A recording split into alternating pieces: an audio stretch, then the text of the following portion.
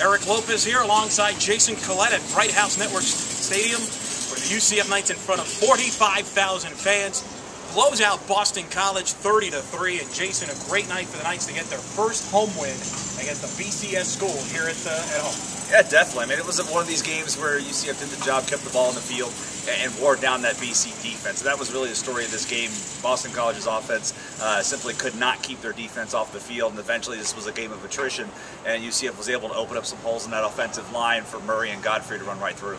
First half was a battle of field goals. The Knights moved the ball at will, had 3 great possessions, but settled for field goals. But the big story there is Katoy, who was shaky last year, hit all 3 field goals in the first half. And with authority, and that's one of the things. I mean, UCF definitely left some points in the field there, get into the red zone 3 times to settle for field goals. We've seen this in the past in games against Kansas State, the 2007 Liberty Bowl, same kind of thing, where they were leaving touchdowns on the field and settling for field goals. But again, in the second half, they're able to step up and convert those field goals, get down into the red zone, and get touchdowns. The second half, though, it was all Knights, but BC had a great first drive in that third quarter. They decided to go for it on 4th and 1. The Knights stopped them cold, and really, I thought, took momentum from that point on. It was a huge play because they had got consecutive first downs for the first time since early in the first quarter, and that 4th and 1 blew up Andre Williams, knocked him backwards, and Andre Williams is a very good running back. Obviously, he's not Montrell Harris, but Andre Williams is no slouch himself. They knocked him backwards, and any momentum that BC had coming out of the second half of the ball was eliminated with that play.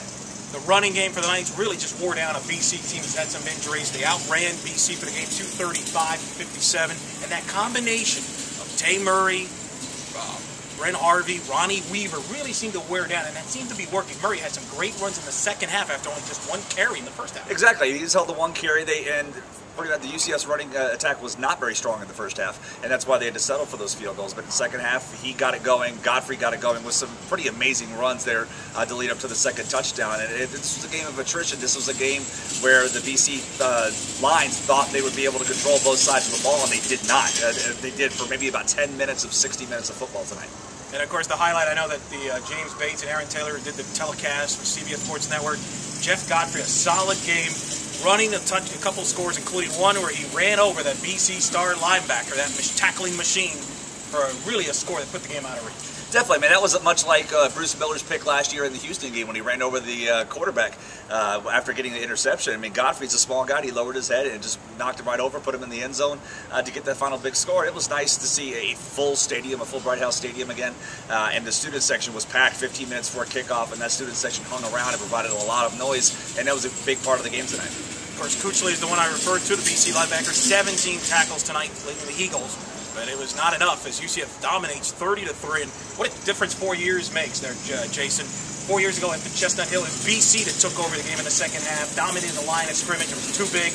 Well, tonight, the Knights' offensive line and defensive line took over. Jordan Ray, after the game, said that was a big pride, the fact that they dominated this game physically. And Victor Gray said the same thing on the defensive side. He said, they took offense to the comment that the BC guard said that they were a little light in the britches and they'd be able to dominate the inside part of that line. The UCF defensive line took that to heart, and you saw as you watched this game how they were able to get back in that backfield, and Chase Reddick had no time to do anything, try to complete anything downfield, was intercepted twice based on rushed passes and whatnot. So you take that to heart, that's going to happen, and that's now 4 straight games UCF's held an offense to under 10 points and 3 straight games without a touchdown.